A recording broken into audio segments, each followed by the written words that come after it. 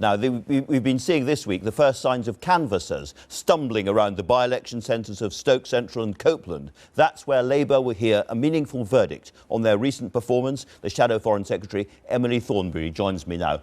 Emily Thornberry, 47 Labour MPs, including 10 frontbenchers, voted against the whip or didn't support the whip this week. Were they right to do so? You have a Remain constituency.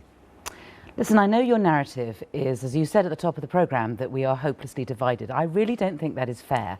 Let me say why. The Labour Party is a national party and we represent the nation. And the nation is divided on this and it is very difficult. And many MPs representing majority Remain constituencies have this very difficult balancing act between do I represent my constituency or do I represent the nation? Labour as a national party have a clear view. We have been given our instructions. We lost the referendum. We fought to stay in Europe, but the public have spoken, and so we do as we're told. But the important thing now is not to give Theresa May a blank cheque. We have to make sure we get the right deal for the country. Absolutely, and I want to come on to that. But it sounds as if you're saying that you understand the motives of those Labour MPs who voted with their conscience against triggering Article 50 and will carry on doing so. Should they therefore not perhaps be disciplined, given that they are, you said the country's split and they are standing with their constituents, as is their right, and perhaps some would say their duty? I'm afraid it's not my job to work out what should happen. I understand completely, and as is well known, my constituents voted overwhelmingly to remain in the UK. But I am a national politician, Labour is a national party, and we offer some hope. You say we're hopelessly divided. I say we offer some hope in terms of the way in which we thoughtfully work our way through this and we tread a path through it so that we bring the country with us. And that has to be on the basis of making sure that we have a number of guarantees from Theresa May and we make sure that we have a number of achievements. So making sure we have proper access to the single market. I'm going to come on to all of this, I promise. Okay. But just on this, whether you're split or not, it sounds almost as if on this issue collective responsibility has to be put to one side because of the nature of the split in the country. No. The Labour Party is a national party and we have a nationally and collectively agreed position on this, and that is what we're going to do. We are not going to frustrate Brexit. We need to make sure we get the best deal. So let's come on to the Shadow Home Secretary. Have you spoken to Diane Abbott since she didn't vote? No, I haven't, no. A lot of people in the party, as you know, are furious about this. They say, yes, she might have had a migraine, we understand that, but we have MPs like Ronnie Campbell coming hundreds of miles with cancer to vote on this matter, really putting themselves through the mill to get there. She had a migraine, she could have stayed in the House of Commons and been counted in, and she didn't. Do you understand why so many of your colleagues are so cross with her? I don't know the details of this. All I'm told is that she was ill. That's all I know. Right. And you're not going to say any more about it, I can tell. Well, there's nothing else I can say. OK, well, let's move on to what you do want to talk about, which is the Labour amendments. Can we just go through some of these? Yeah. These are very, very important to the Labour Party. First of all... And this is the opposition doing its job and holding the government to account and making sure that the government does the right thing. Absolutely. So let's go through of them. Guaranteeing rights for EU nationals living in the UK. Now, there's an amendment specifically about that, but as we were hearing in the paper review, there is no suggestion, really, that the government are going to deport foreign nationals if things go wrong in the talks. Why is this such an important amendment? The government may be saying they won't deport, but it's not fair. I've had people coming to my surgeries in tears. I had a meeting of 200 French nationals coming to see me and saying, not from my constituency, but saying they are extremely concerned about their future. They have fallen in love with this country. They've fallen in love with someone from this country. They're setting up businesses here. They put their life down here, and yet they've got to have their life on hold for a number of years whilst Theresa May sorts it out. It's not fair. This is a basic humanity question. It's a basic humanity question, but it's also politically. I think it's right to do at this stage to make a gesture. You know, we are falling out with our European neighbours in a way that is not a good place to be if we're about to start negotiations. Surely, as a gesture of good faith, she should be sorting this out unilaterally on behalf of people, people who are living in my constituency now. Let me move on to the next red line, which is workers' rights, securing workers' rights and tariff-free access to the single market. Do you think that is doable? I think that we have to have, when we're in negotiations, we have to have at the forefront of our mind making sure that we look after the economy first and foremost. Our biggest trading neighbour is Europe, and so therefore getting as good a deal in terms of being close to the single market. So that does mean she has said that she will be able to get tariff-free, red tape-free access to the single market. We're just holding her to what she says she can do. And similarly, it's crucial for the Labour Party that you get a vote at the end of the process, as we were discussing earlier on, not simply on the deal, but deal or no deal, whatever happens, the Commons is going to be involved with a proper, meaningful vote at the end of the process. Yeah, and it's that, and it's also about engaging the Commons throughout the process, or the Parliament throughout the process, because when she needs to go to Europe and say, I represent Britain, and in order to do that, she has to bring Parliament with her, because we represent the country. So it's not good enough for her to just go off and say, you know, ta-ra, I'll sort something out, trust me. No, we don't trust you. We want to make sure that we hold you to account throughout it, so that you don't go. I mean, she has said one of her options, as you know, is to break the British economic model.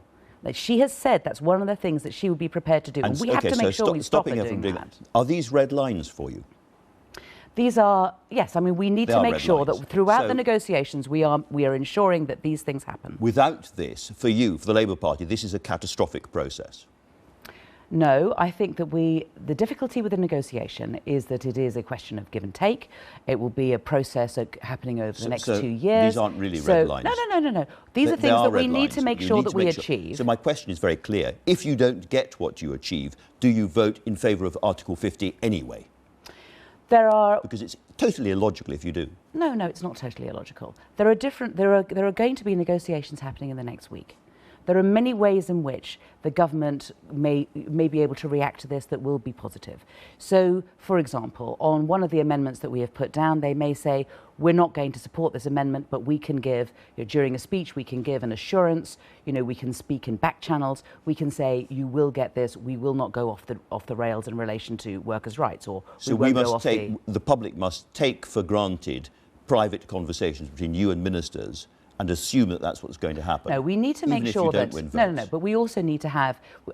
Personally, I think that it's much better for them to be saying it on the record and to be saying it so that we know what it is that they're committing themselves to, so that we can hold them to account. Exactly. That seems to me to be the sort of thing. But there will need to be back channels, private conversations. There are many conversations going on now. We're speaking to government, we're speaking to Tory backbenchers, and we are trying to get a compromise together that will work. Take the position of somebody like Clive Lewis, very important in the Labour Party and a very clear position. He voted for Article 50 in the first vote, but he says, look, we have these very, very important amendments. We need to change this legislation. We need to change it for workers' rights, tariff-free access to the EU, help for EU citizens and all the rest of it. And if we don't get those, then I'm going to vote against it. That is a totally illogical position. What is wrong with that?